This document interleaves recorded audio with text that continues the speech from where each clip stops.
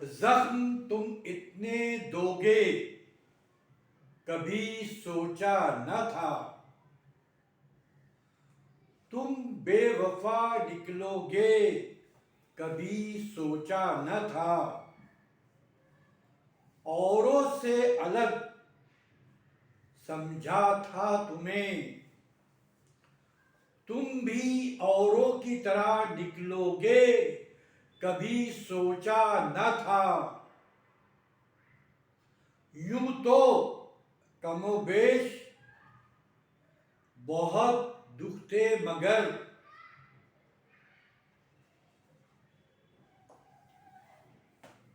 इजाफा तुम इतना करोगे कभी सोचा न था। हमेशा तुम थे मेरी खुशी का सबब। तुम इस तरह बदलोगे कभी सोचा न था। बिछड़ना भी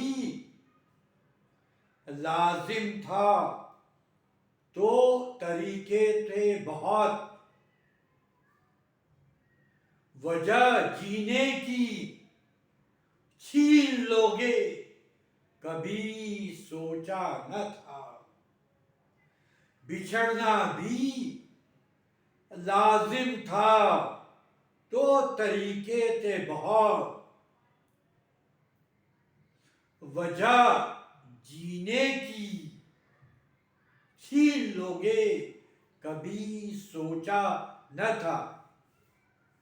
आप देखते हैं कि ये परवीन शाकिर के अशार आज के हालात की सितम ज़रीफ़ी की तर्जुमानी कर रहे हैं, जिसमें हमारे मुल्क में कमज़ोर तबकात को जुल्म व सितम का तख्ते मश्क बनाया जा रहा है। इस तरह के हालात की सितम ज़रीफ़ी का कोई गुमान या कोई कयास नहीं था। ये माशरे का बड़ा मनफी पहलू है। आप देखते हैं कि आज के मौज़ूए सुखन के ज़िम्न में सियासी बात की जाए। There were elections in Bengal where Mamata Banerjee emerged with all the flying colors. She was covered with glory. She has emerged triumphant. Then there was the electoral outcome in Kerala where the communal forces were badly mauled, where secular forces succeeded in procuring the glorious success. Then in Tamil Nadu,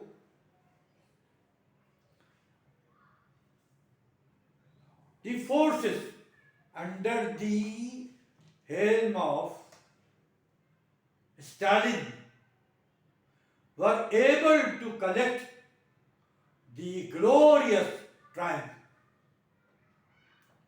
अब उनके नताइज तो आ गए। अब जो है UP का election है, it is around the corner. It would take place somewhere around 2022।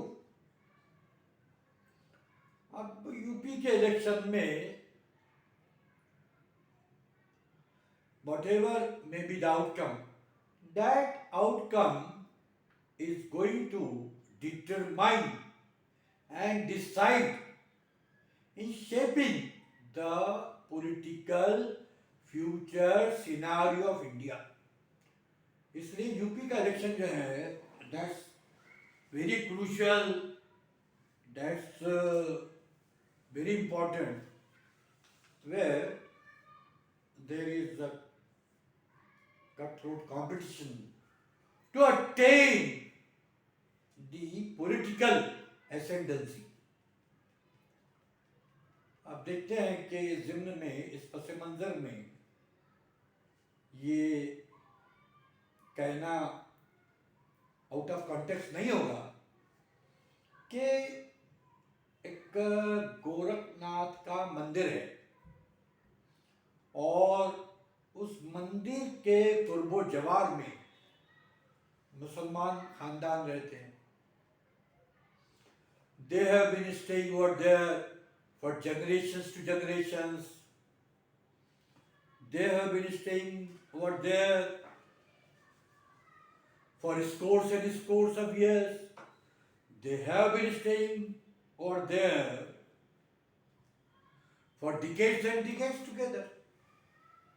लेकिन अब एक बात नहीं आ रही है, the presence of those Muslim families is going to create, constitutes the threat to the existence of the temple.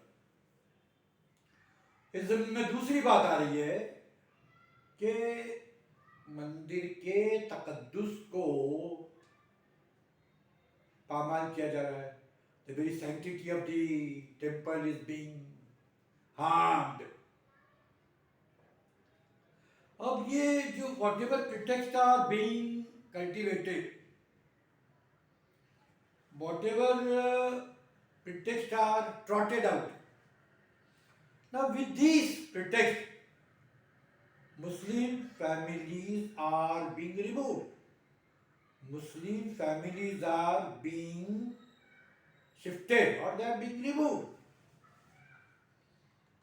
तो अब इस ज़िम्न में जो है ये आप देखते हैं कि ये सदियों से रह रहे, अचानक इलेक्शन के वक्त कौन सा खतरा जो है मंदिर को हो गया,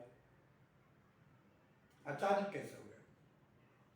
अभी तक तो नहीं था, अभी तक तो कोई लॉ एंड ऑर्डर का प्रॉब्लम भी नहीं था, इस तरह का कोई मसला नहीं था.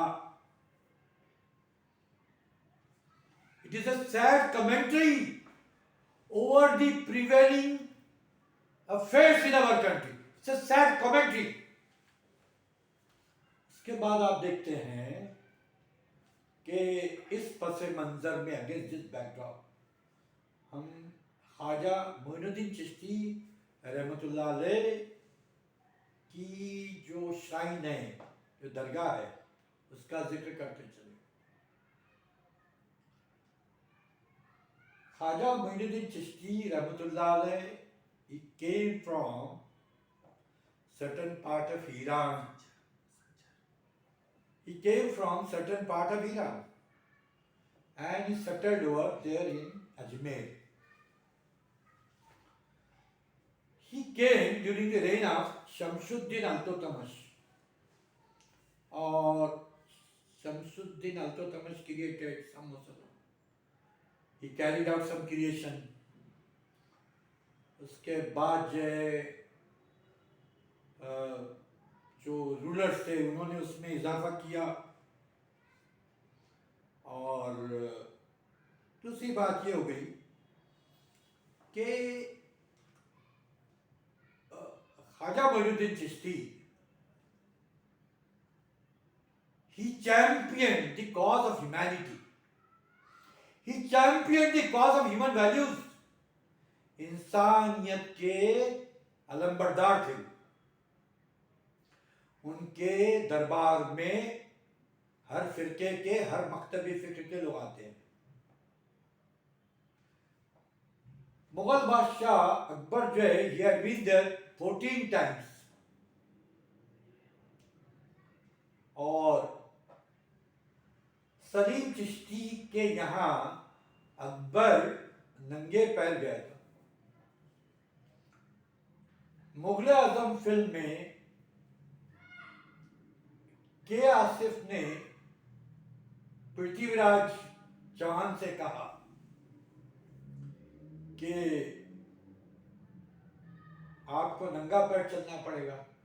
पृथ्वीराज चौहान ने कहा कि पृथ्वीराज कपूर उसने कहा कि मेरे जो है पैर मेरा जल रहा है। तो क्या आसिफ ने कहा कि आपके चेहरे पर वो एक्सप्रेशन कैसे आएंगे।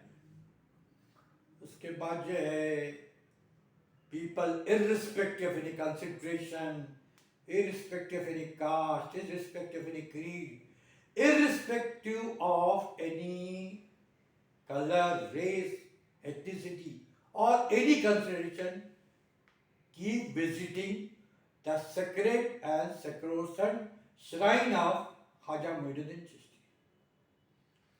बड़े बड़े सियासतदान, हुकूमतें, अंग्रेज वायसराय और अंग्रेज वो और हमारी जो हुकूमत के जो अरबाब इक़्तिदार जो थे हैं वो सब या तो चादर बेचते हैं या उधर जाते हैं।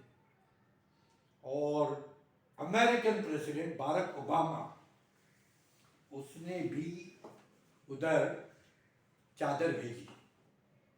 इवन मैं समझता हूँ कि वो American high official also visited that shrine और दरगाह।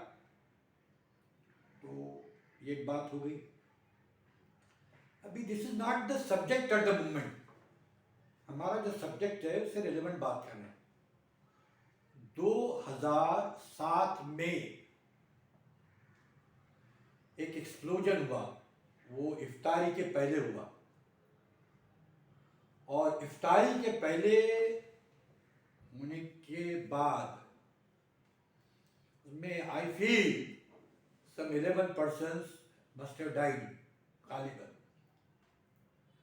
तो शुरू में ऐसा किया गया कि नौजवान मुसलमान तबके को गिरफ्तार किया गया। That was quite misleading and that was quite misplaced। और एक कोशिश ये की गई कि there were efforts to destroy the evidences, set of evidences। एक शेर मुझे याद आ रहा है, न खंजर पे कोई दाग, न खंजर पे कोई दाग, न दामन पे कोई छीट, न खंजर पे कोई दाग, न दामन पे कोई छीट, तुम कत्ल करो कि करामात करो। इस जिम्न में एक बात जिसको कहा जा सकता है कि पार्टीशन के वक्त जो हिंदू रेफ्यूजीज आए थे, नौजवान एक तबका था, वहाँ उस जमाने में मोबाइल नहीं थे, तो वो 20-20 रुपए में फोटो तस्वीरें निकाल के देते थे। उसके अलावा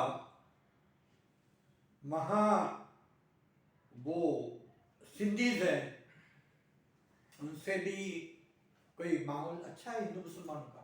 अब मैं अपनी बात आगे बढ़ा रहा हूँ। उस सिलसिले में कुछ जो ब्लास्ट हुआ था इफ्तारी के वक्त,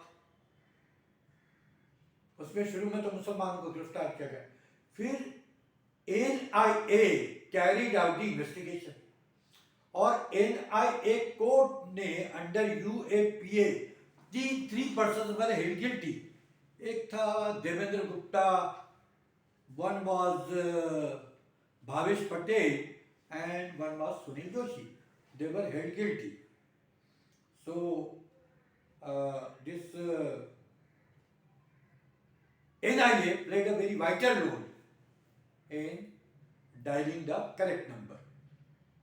It played a very vital role in catching the accused, those who were pronounced guilty by the court. तो सवाल ये, हाँ, इस जिम्न में ये बात भी आती है कि ये जो इसका जो ये था, जो ब्लास्ट हुआ था, तो वहाँ कभी दरगाह के ज़ायरीन ने और दूसरे लोगों ने कभी ये नहीं कहा कभी इससे खतरा उससे खतरा या दरगाह के तकद्दुस के साथ कोई खिलवाड़, ऐसा कहीं कोई बात नहीं गई। बल्कि ये जो दरगाह है वो हिंदू मुसलमान की यकजहती, उनकी यूनिटी की अलंबरदार है। और इसमें एक बात का इजाफा करता चलूं कि जो कलश है, ये जो ऊपर का जो कवर है, it was created by Maharaja Gaekwad of Baroda. ये मैंने पहले ही बताया कि यहाँ हिंदू मुसलमान हर किस्म के ज़ायरीन आते जाते हैं। ये एक बात हो गई। उसके बाद जो है बात आगे बढ़ाते हुए ये कहा जा सकता है बंबई में जामे मस्जिद है और जामे मस्जिद की बहुत सारी दुकानें हिंदुओं की, बाजू बाजू में टेनेंट्स है या जो भी है, वी डू नॉट नो, लेकिन कभी किसी ने इस तरह की बात नहीं की है। मखदूम शाह बाबा बोलते उनकी दरगाह है, वहाँ भी हिंदू मुसलमान पारसी सिख सब जाते हैं, वहाँ भी दुकानें हिंदुओं की भी मुसलमानों की, वहाँ भी इस तरह की कोई बात नहीं की गई। Such negative thought was never explored in these shrines and other shrines. हिंदुओं की जतरा लगती है, मुसलमानों की भी दुकानें लगती है। तो ये इलेक्शन के पहले का this is oriented to play the politics of polarisation. This is oriented to play, to expand, escalate and increase the climate of hate. When the climate of hate is accumulated, the logical outcome is the occurrence of violence.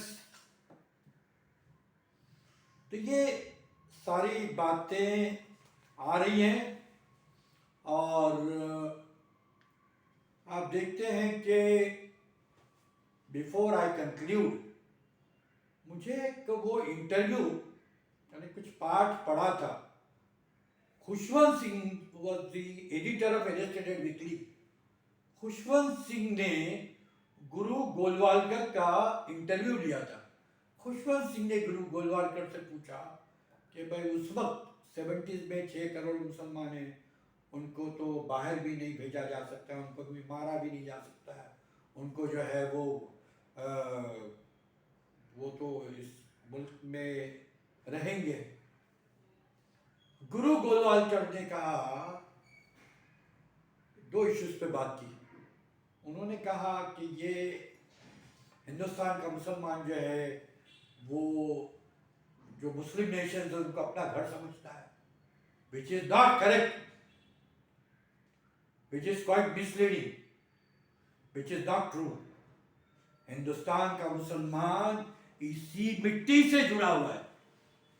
He is attached to this soil, to the core and crux. He is deeply attached to this soil. उसकी मोहब्बत इसी देश से। दूसरी बात, गुरु गोलवालकर ने कहा कि हिंदुस्तानी मुसलमानों को मेन स्ट्रीम में आना चाहिए। अब the concept of main stream itself is ambiguous. और faith is the matter of one's choice. It's a matter of one's choice. Faith cannot be dictated. One may adhere, I have umpteen times told, one may adhere to any faith or one may not adhere to any faith. आखिर में जो काबिल जिक्र बात ये है, we need to occupy the space of our talk. कि गुरु गोलवालकर का आखिरी जुमला था खुशवंत सिंह के इंटरव्यू में कि अल्टीमेटली मैं वो इंटरव्यू कंट्रोवर्शियल था और बहुत सारी बातें जो है तो कंट्रोवर्शियल थी, लेकिन आखिरी जुमला जो उन्होंने कहा कि इस मुल्क में मुसलमानों और हिंदुओं को एक साथ ही रहना है। This is very beautiful statement. ये एक्सेप्टेड दैट रियलिटी। दे सारी कंट्रोवर्शियल बात के बाद the very last sentence Guru Golwalkar said to Khushwant Singh that both the communities are to coexist. ये अच्छी बात है, it's a very good thing. तो आज हमको इस मुल्क में we are to promote harmony, we are to promote love,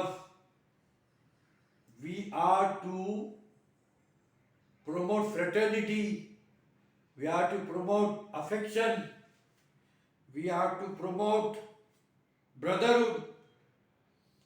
और मैं समझता हूँ कि this positive vibes, this positive thinking would influence the growth of our country as a first ranking nation in the world, or it would achieve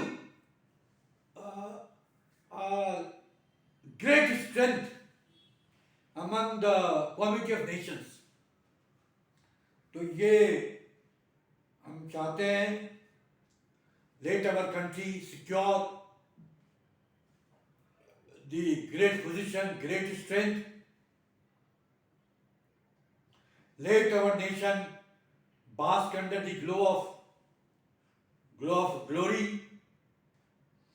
तो ये जो election के वक्त जो है इस तरह के पेटिशूज को लाना, इट इज नॉट फेयर। हमारे इश्यूज जो है रोटी है, रोजी है, रोजगार है।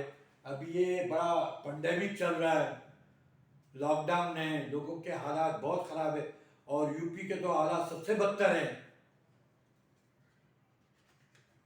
उस पर तो एक मुझे शेर भी याद आ रहा है, मैंने देखा है बहारों में चमन को जलते, मैंने देखा है बहारों में चमन को जलते, है कोई इस ख्वाब की ताबीर बताने वाला।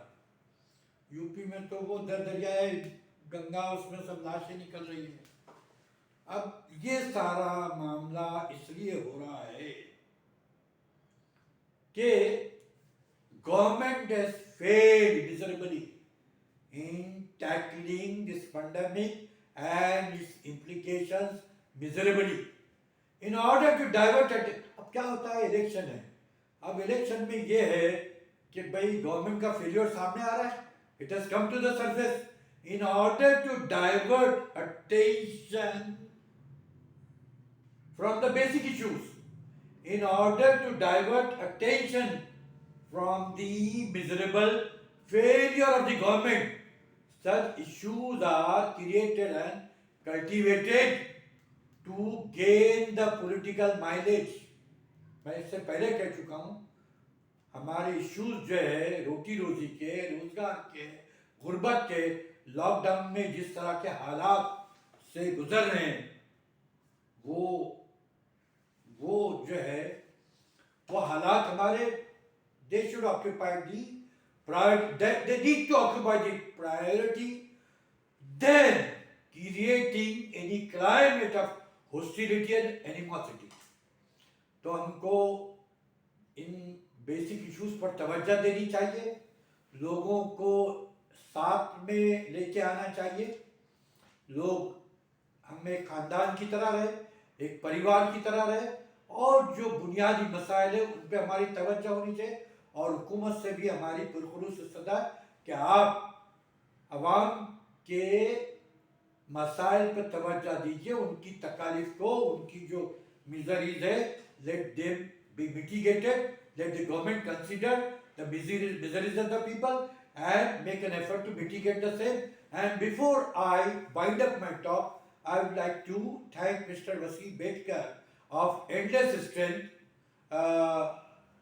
for giving me an opportunity to talk on this subject, and I am very much thankful to Mr. Bedkar of Endless Strength in extending me the technical cooperation in the formation of this video, and ultimately I would like to see that let interfaith relations, intercommunity relations expand, and it should rather develop in the larger interest of the nation. Thank you very much.